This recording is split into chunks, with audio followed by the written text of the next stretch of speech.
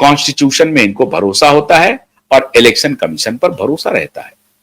Congress party 18 महीने पहले अपना बेहतरीन प्रदर्शन करती है और उसमें ही इस तरह से उसको प्रमोट किया जाता है कि 99 नहीं लगता है 243, 343 सीट और 272 सीट कांग्रेस पार्टी जीत ली है। 99 सीट जीती तो कांग्रेस एनर्जाइज हो गई, एनर्जी आ गई, कांग्रेस जीवंत हो गया। अब ये 18 महीने पहले की बात है। तेलंगाना कांग्रेस जीती, कर्नाटक कांग्रेस जीती, हिमाचल कांग्रेस जीती, और यही इलेक्शन कमीशन है, यही इलेक्शन कमीशन चुनाव करवा रही थी जिसमें ये तीनों राज्य कांग्रेस पार्टी ने जीता है। और खुद लोकसभा चुनाव में भारतीय जनता पार्टी अपनी मेजॉरिटी खो चुकी पहली बार, और कांग्रेस पार्टी 99 के आंकड़े तक पहुंच गई। जो 40, 42, 44 के ऊपर था आंकड़ा, वो 99 पहुंच गई इसी चुनाव आयोग के माध्यम से। हरियाणा में अच्छी खासी सीटें आई हैं इसी चुनाव आयोग के माध्यम से। महाराष्ट्र में लोकसभा में जो चुनाव हुए इसी चुनाव आयोग के माध्यम से तीनों पार्टियों की, शरद पवार की, कांग्रेस की और उद्धव की, तीनों पार्टियों की अच्छी परफॉर्मेंस रही। पर कला प्रभाकर को उस वक्त इलेक्शन कमीशन के बारे में कोई ख्याल नहीं आया। और अब जब परकला प्रभाकर को कोई राजनीति की ABCD मालूम नहीं है, मैं दावे के साथ कहता हूं, और अगर हिम्मत है परकला प्रभाकर को तो मेरे साथ आ जाइए, मैं उनसे सवाल पूछता हूं। जरा आप बताइए कि जो कास्ट ग्लोबलाइजेशन, जो कास्ट का पोलराइजेशन हुआ है बिहार में, उसकी काट क्या है आपके पास? यादव मुसलमान एक तरफ, बाकी जातियां एक तरफ, यह नतीजा है। और मैंने बहुत पहले कहा था कि 202 नहीं 205-10 का भी आंकड़ा छू सकती है एनडीए की गठबंधन। अब यह सिंपल इक्वेशन इनको समझ में नहीं आ रहा है, लेकिन अखिलेश यादव कह रहे हैं कि मुझे भरोसा नहीं हो रहा है, मुझे विश्वास नहीं हो रहा है कि इस तरह का प्रतिफल कैसे आ गया 202। तो वो क्या जोड़ रहे हैं कि पीडीए, पिछड़ा, दलित और मुसलमान, अकलियत, तो ये पीडीए को जोड़ करके कह रहे हैं कि हम 80% हो जाते हैं तो हम तो 80% हमको वोट आ जाएगा। यही जोड़ रहे थे Tejashwi Yadav A to Z, क्योंकि उनको लग रहा था कि 35% वोट मेरा इंटैक्ट है 17, और ये 14%, मेरा वोट इंटैक्ट है 35%, और उसके बाद तो चिटपुट हम ले ही लेंगे, 40% तक हम पहुंच जाएंगे और हमारी सरकार बन जाएगी। इस तरह से स्टैटिस्टिक्स का से चुनाव का खेल नहीं चलता है। चुनाव केमिस्ट्री है, चुनाव स्टैटिस्टिक्स नहीं है। भूल कर गए तेजस्वी यादव, और अखिलेश यादव फिर भूल कर रहे हैं। अखिलेश यादव को बिहार की हवा का कुछ पता नहीं चला कि वहां नीतीश कुमार जैसे कद्दावर नेता हैं। यही नीतीश कुमार का गठबंधन जब आरजेडी के साथ था तो 177 सीट से भी ऊपर आ गया। 177 सीटें आई थी महागठबंधन को, जिसमें जेडीयू और आरजेडी मिलकर के चुनाव लड़ी थी। कब? 2015 में। पर कला प्रभाकर को यह बात समझ में नहीं आती है कि वहां कॉम्बिनेशन का खेल है। अगर एक मजबूत पार्टी किसी दूसरे कॉम्बिनेशन के साथ चली जाती है तो वो कॉम्बिनेशन अभूतपूर्व निर्णय ला सकती है। और 2015 में जैसा कि आरजेडी और जेडीयू लेकर के आई थी, उस वक्त कौन सा चुनाव आयोग था? 177 सीट। उस वक्त अखिलेश यादव को कुछ ये नहीं था, कोई अचंभा नहीं हुआ अखिलेश यादव को 177 सीट आ गया आरजेडी जेडीयू गठबंधन को। पर कला प्रभाकर एजेंडा चलाते हैं। यही बात मैं आज साबित करना चाहता हूं कि ये CIA और MI6 इनके एजेंट तो कहीं नहीं है। पर कला प्रभाकर जैसे लोग क्या विदेशी शक्तियों के हाथों खेल तो नहीं रहे हैं, जो भारत के संवैधानिक संस्था को लताड़ने पर लगी हुई है। पर कला प्रभाकर को आलोचना करने के लिए और बहुत सारे आयाम हैं जहां इलेक्शन कमीशन की वो आलोचना कर सकते हैं। वो कह सकते हैं कि इलेक्शन कमीशन थोड़ा फेवर कर रहे हैं।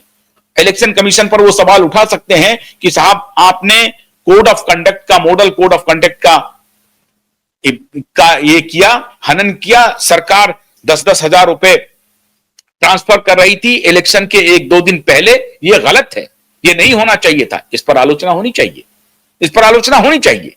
लेकिन यह कि वोट चोरी कर रही है इलेक्शन कमीशन, वोट में गड़बड़ी कर रही है इलेक्शन कमीशन, और अगर 10,000 रुपए नहीं भी देती सरकार तो उसके पहले भी नीतीश कुमार ने महिलाओं के लिए जो काम किया है उसमें 70% समर्थन में नीतीश कुमार को जरूर मिलता। यह और बात है कि यह 10,000 रुपए एक फ्लिप का काम किया है, एक कैटलिस्ट का काम किया है, जहां से उनको वोट ट्रांसफर होने में बड़ी आसानी हो गई। लेकिन महिलाओं को लेकर के आप अभी अगर बिहार चले जाएं, पटना की सड़कों पर महिला पुलिस इंस्पेक्टर रात को मोटरसाइकिल पर अकेले पेट्रोलिंग कर रही हैं। ये आप परिदृश्य पहले पटना में कभी देख नहीं सकते थे। रात 10 बजे, 11 बजे, 12 बजे रात को महिलाएं अकेली भी सड़क पर जा सकती हैं। यह परिदृश्य पटना में दिख रहा है और बिहार के अन्य शहरों में दिखाई पड़ रहा है। ये छोटी घटना नहीं है। जो बिहार के बासिंदे हैं उनसे पूछिए माननीय परकला प्रभाकर जी, आपको चुनावी जो रियलिटी है उसकी कोई जानकारी आपको नहीं है। मैं खुद नीतीश जी की आलोचना करता रहा हूं, लेकिन नीतीश कुमार का जो गवर्नेंस है इस मामले में, लॉ एंड ऑर्डर को वो कंट्रोल नहीं, हत्याएं हो रही हैं, अभी भी बलात्कार हो रहे हैं, हत्याएं हो रही हैं, उसमें कोई कमी नहीं आई है। लेकिन एट द सेम टाइम लोगों को यह भरोसा हुआ है कि मर्डरर पकड़े जाएंगे, गिरफ्तार होंगे और पुलिस काम कर रही है, घूम रही है। कम से कम इतनी बात तो हुई है। महिला पुलिसकर्मियों की जिस प्रकार से बिहार में नियुक्तियां हुई हैं वो अतुलनीय है, अनपैरेलल है। पंचायती राज में 50% का रिजर्वेशन है, ये नीतीश कुमार ने दिया है। तो नीतीश कुमार को अगर ये कह रहे हैं कि 1.25 करोड़ महिलाओं को आपने 10,000 रुपए जो ट्रांसफर किए वो डायरेक्ट घूस था, वो डायरेक्ट घूस न भी देते तब भी नीतीश कुमार की अपनी साख बनी हुई थी और खुद अपोजिशन भी नीतीश कुमार पर हमलावर नहीं था, क्योंकि उनकी स्ट्रैटेजी थी कि किसी प्रकार से नीतीश और मोदी में खटपट करा दो और चुनाव के पहले कराओ ताकि वो उनको हम अपने पाले में ले आए और किसी तरह से हम सरकार बना लें। ये सत्ता से बाहर इसलिए हैं क्योंकि पॉलिटिकल स्ट्रेटेजी में मोदी और शाह से मात खा रहे हैं। तो चुनाव आयोग को अटैक करो, कॉन्स्टिट्यूशनल बॉडीज को अटैक करो और इसको प्रचारित करो पूरी दुनिया में। अमेरिका में बैठा बैठा व्यक्ति इस बात को सर्कुलेट कर रहा है। परकला प्रभाकर के कमेंट्स को अमेरिका में बैठा हुआ व्यक्ति व्हाट्सएप के माध्यम से, फेसबुक के माध्यम से, टेलीग्राम के माध्यम से, ट्विटर के माध्यम से सर्कुलेट कर रहा है। ये अमेरिकन एजेंट्स जो हैं उसी इंटरव्यू को, तो ये चल रहा है परकला प्रभाकर। और खाली परकला प्रभाकर नहीं है, बहुत सारे लोग हैं जो अब ये सोच रहे हैं। यशवंत सिन्हा ने क्या कहा, यशवंत सिन्हा भी वही सोच रहे हैं। एक तरफ शत्रुघ्न सिन्हा है, शत्रुघ्न सिन्हा के खिलाफ टीएमसी की नजर टेढ़ी हो गई है। शत्रुघ्न सिन्हा ने कहा कि नीतीश कुमार को बधाई, बहुत ही शालीन, मोस्ट ट्रस्टेड, क्रेडिबल लीडर हैं और बिहार ने नीतीश कुमार को दोबारा चुना, इसलिए नीतीश कुमार को बधाई। और जैसे ही शत्रुघ्न सिन्हा ने यह पोस्ट किया, टीएमसी की नजर टेढ़ी हो गई शत्रुघ्न सिन्हा के खिलाफ। लेकिन दूसरे उनके जो साथी हैं यशवंत सिन्हा, क्योंकि वो भी चले गए हैं टीएमसी में, माननीय यशवंत सिन्हा कह रहे हैं ये चुनाव आयोग, तो ये चुनाव आयोग की लड़ाई है, ज्ञानेश कुमार के ऊपर अटैक कर रहे हैं। इस तरह का विशियस कैंपेन चल रहा है मित्रों, विशियस कैंपेन। और ये पूरा का पूरा कैंपेन विदेशी शक्तियों के इशारे पर भारत में नेपाल और बांग्लादेश दोहराने की पूरी साजिश है। और अब वो खुलेआम कह रहे हैं कि इलेक्शन कमीशन का बायकॉट कर दो और सड़क पर उतर जाओ। साफ साफ, अभी तो पर्दे में छुप करके कह रहे थे, अपना ये कैंपेन चला रहे थे, अब उनको लगता है कि अब सीधा सीधी कहना शुरू करो। कांग्रेस पार्टी की तरफ से अभी तक उस तरह का कोई औपचारिक बयान नहीं आया है, मंथन शुरू हो गया है, लेकिन मंथन के बाद आकर के राहुल गांधी ने कुछ बोल दिया हो ऐसा नहीं है। अभी चुप्पी साधे हुए हैं, कब क्या बोलना है अभी एकदम चुप है, शांत है, क्योंकि उनको लगता है वोट चोरी का मामला फेल हो गया, जैसे चौकीदार चोर है का मामला फेल हो गया था। तो राहुल गांधी अभी मौन साधे हुए हैं, प्रियंका गांधी भी मौन साधे हुए हैं। लेकिन बाकी जो बैटरी है जो उनके इशारे पर काम करती है, उनको एक्टिव कर दिया गया है, उनको कह दिया गया है कि जल्दी जल्दी अब ये काम शुरू करो, क्योंकि लोगों को सड़क पर उतारना है। एक एमएलए अपने पोजीशन से इस्तीफा देने नहीं जा रहा है, एक एमपी अपने पोजीशन से इस्तीफा देने नहीं जा रहा है। हालात तो मैंने आपको बता दिए कि आरजेडी के एमएलए टूट करके जेडीयू में जाएंगे कि बीजेपी में जाएंगे, कहना मुश्किल है। और दूसरी तरफ एमपी कांग्रेस पार्टी के वो भी टूटने जा रहे हैं।